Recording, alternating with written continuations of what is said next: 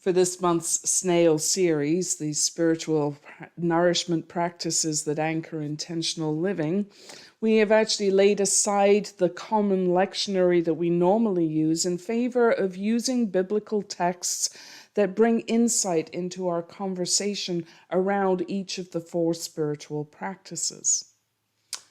Now, centering prayer is not a phrase you will actually find in the Bible.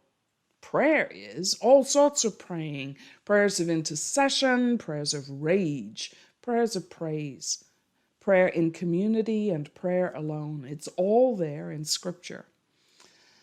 But for something that points to centering prayer, I could have used one of the Psalms like the one we used 3 weeks ago about our whole being in meditation with God. I also wondered about one of the many instances when all of our gospel writers tell us that Jesus went off to a quiet place by himself to pray. But that phrase actually isn't very much help, is it? He went to a quiet place to pray. How? How did he pray? What did he say? Did he say anything? What was his posture?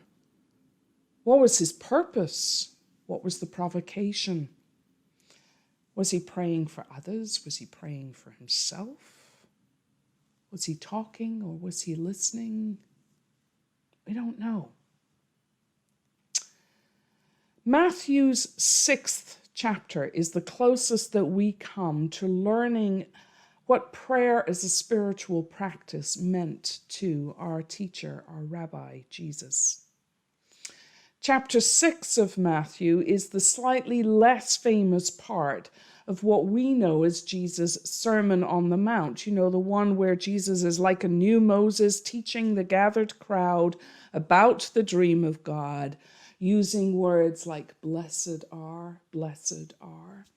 So after those 7 Beatitudes, there's a bit in chapter 5 that we pretty much always skip over because that's where Jesus drills deep into the Torah and reveals that all of those thou shalt nots about adultery and murder and lies have at their heart love of neighbor as a response to the love of God. Next, as if predicting the next question from us, how do you know all of this, Jesus? He responds with this teaching on prayer. Prayer as a relationship to the Creator. And so he starts his teaching with a here's what not to do list. He says, don't be a pious show-off. Don't only pray when people are watching. And don't only pray for yourself. Instead, he says, well, listen to what he says.